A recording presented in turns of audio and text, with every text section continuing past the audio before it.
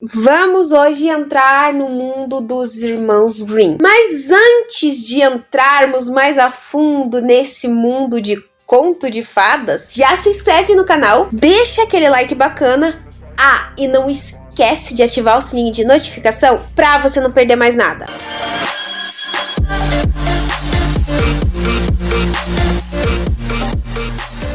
Os Irmãos Grimm e as Facetas do Horror chegou ao catálogo da Netflix dia 17 de abril de 2024. Dessa vez nós teremos, vamos dizer, uma releitura de alguns contos dos Grimms. Diferente do que nós estamos acostumados a acompanhar, em que nós temos aquele lindo e maravilhoso Felizes para Sempre, com que a princesa fica com o príncipe, em que João e Maria fogem da bruxa com o tesouro dela, ou até mesmo em que os músicos de Gremlin derrotam os vilões, nós iremos ter dessa vez uma releitura de um jeito diferente. Já é normal, vamos dizer assim, gente, e até bem tradicional fazer releituras sobre essas obras. E venhamos e convenhamos, dessa vez a nossa releitura dos Irmãos Grimm foi feita através de uma produção em forma de anime. Mas vamos aos poucos. O primeiro episódio, gente, é sobre a Cinderela. O que é interessante, na verdade, nessa produção é que o começo dos episódios é como se fosse mais uma pintura, um traço realmente de como eram aqueles antigos contos de fada, gente, em que era como se fosse tudo pintado, feito à mão, cada detalhezinho do livro. Então a gente acompanha o episódio a partir daí. Nós não acompanhamos diretamente indo ao que é o conto de fadas, vamos dizer, como é o caso, o primeiro episódio sendo da Cinderela. Nós acompanhamos como se fosse realmente os irmãos Grimm juntos contando para a irmãzinha mais nova deles sobre esse conto de fadas. Tecnicamente, é o que nos dá a entender, é como se eles estivessem, os irmãos, contando para uma irmã mais nova o caso da história. Eu acho, na minha opinião, que seriam eles. Pode não ser. Então a gente já acompanha nesse fato de que eles começam a contar a história de uma irmã que acabou se tornando uma empregada das suas irmãs mais velhas, e no final ela acabou encontrando o príncipe. É interessante até o fato de que a irmãzinha deles pergunta: mas como é? Eles realmente tenham felizes para sempre? Sim, eles têm. E quando a história começa a contar, é extremamente diferente. Gente, eu vou ser sincera, de todos os episódios, que se eu não me engano acho que são 6 episódios, o episódio mais fascinante dessa obra é o da Cinderela, porque o primeiro episódio a gente começa a acompanhar de sim o pai dela recebendo a madrasta dela, comentando que foi até a ideia da própria filha que ele se casasse de novo porque ela estava se sentindo sozinha. E quando elas chegam, é surpreendente porque assim, a nossa Cinderela parece estar transmitindo um ar extremamente sombrio, gente. Então é interessante que ela fica super feliz de ter finalmente uma nova mãe com irmãs, tudo que elas quisessem, que elas precisassem, era só contar para elas que ela estaria sempre disposta a ajudar. Quando a gente acompanha a história da Cinderela, é totalmente diferente do que nos é contado. Quem é a má, a vilã da história é a Cinderela. Por isso aquela questão: e se Cinderela não fosse realmente uma boa moça? E se Cinderela, na verdade, fosse a verdadeira vilã da história? Então, a reconstrução que fizeram desse episódio, gente, é magnífico, porque nós vemos como se fosse um outro lado, em que as duas irmãs da Cinderela nunca foram realmente pessoas ruins, mas sempre foram apenas bonecas na mão dela, em que quem controlava tudo era a própria Cinderela. Gente, é magnífico. Na verdade, foi por causa desse episódio que eu acabei assistindo os outros, mas os 6 episódios que tem, quem realmente ganha,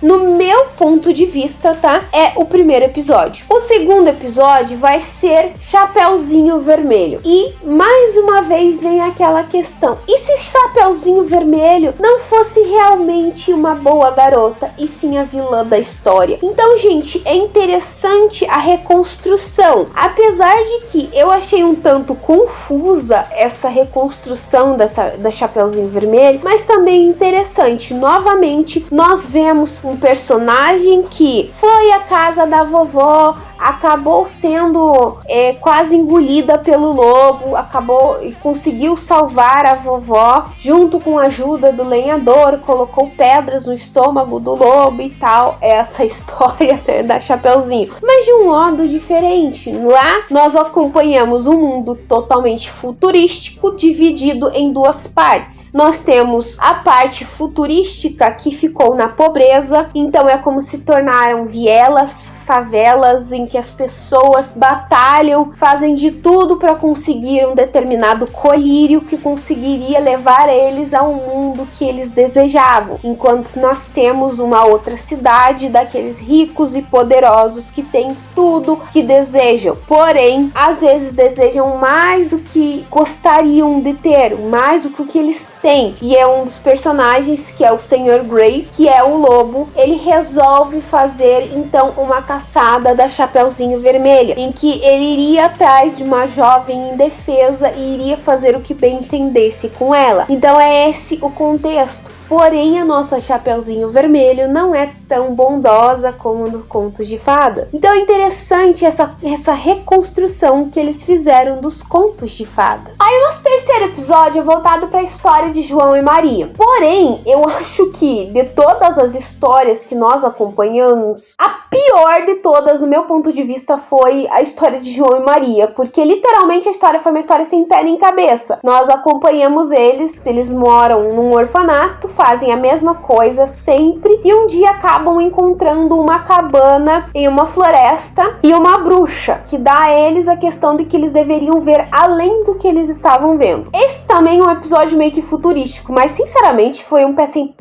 episódio literalmente sem pé nem cabeça. O quarto episódio, eu não conheço essa história, vou ser bem sincera, que é O Sapateiro e os Anões. Nessa história, pelo que eu entendi, o conto original é que existia um sapateiro que fazia sapatos e um dia ele começou a receber a ajuda dos anões. Eu não sei o resto da história, gente, literalmente nem conhecia esse conto de fadas. Só que nesse conto, a história é totalmente diferente do que é realmente o nome do episódio, então ainda fica mais perdido nesse sentido. Nós acompanhamos um escritor fracassado que teve apenas, se eu não me engano, acho que 1 ou 2 sucessos e nunca mais conseguiu produzir o mesmo sucesso, os mesmos livros na mesma qualidade. E um dia ele tá escrevendo uma história e ninguém aceita a história dele, dizendo que a história é péssima, e quem acaba encontrando uma menininha num parque e a menina questiona, diz que a história dele é ruim, o personagem não tem desenvolvimento, o contexto dela é extremamente fraco e ela detona ele. Enquanto ela vai falando, as letras vão voando pelo ar e simplesmente no outro dia a história dele está pronta, que é uma história sobre uma autobiografia dele próprio, e as pessoas acham maravilhosas. E assim, eu fiquei me perguntando o episódio inteiro por que se chama O Sapateiro e os Anões, até simplesmente um dia ele criar uma história sobre esse nome. E é basicamente isso, é só isso o nome do episódio. Não tem literalmente ligação nenhuma o episódio inteiro com o nome. Então assim, eu fui vendo que cada episódio que saía era mais perdido e mais decepcionante, ainda mostrando que o único que ganhava, na minha avaliação, o respeito de fabuloso, foi realmente Cinderela. As 2 últimas obras que são discutidas nessa primeira temporada é Os Músicos de Bremen e O Flautista de Hamelin. E basicamente, novamente, nós temos sim uma decepção, ou melhor, no meu ponto de vista foi uma decepção, porque até o último episódio é bem questionável, já que nós temos uma personagem que é a Maria,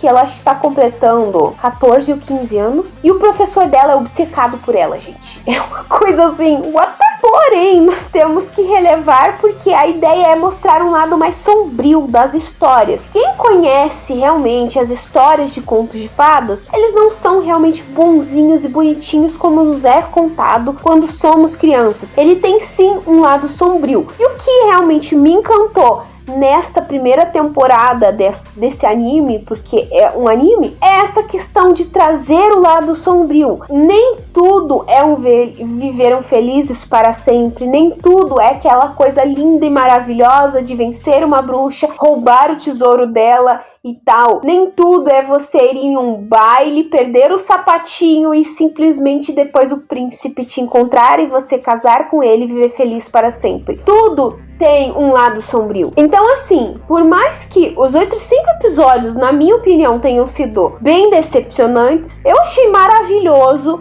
o contexto e o desenvolvimento que eles criaram dessa história, mostrando que nem todo conto de fada, ou melhor, toda a história tem sim um lado sombrio. Então, se você ainda não assistiu, gente, dá uma chance. Se você é fã dessa questão de ter aquela questão de reconstrução macabra dos contos de fadas, dá uma chance e tirem as conclusões de vocês. Pra mim, o episódio que mais valeu a pena foi a Cinderela. Talvez pra vocês seja algum outro. Bom, pessoal, eu vou ficando por aqui, mas antes de finalizar, eu vou deixar aquela perguntinha básica que eu sempre deixo no final do vídeo. Se você já assistiu Os Irmãos Grimm e as Facetas do Horror, o que você achou? Qual foi o episódio que você mais gostou? O que você espera se tiver uma segunda temporada? Quais são os contos de fadas que vocês esperam que sejam contados nessa segunda temporada? Comenta aqui embaixo ou me manda uma mensagem no meu Face, no meu Twitter, no meu e-mail, no meu Instagram. Todas as minhas redes vão estar aqui embaixo. Já aproveita, já me segue lá no meu Instagram que as postagens são diferentes do que eu faço aqui. Se você gostou desse vídeo, então já se inscreve no canal. É só apertar esse botãozinho vermelho que tá aqui embaixo. E se você não deixou o like no começo do vídeo, deixe agora. Eu espero que vocês tenham gostado. Beijos, pessoal, e até a próxima!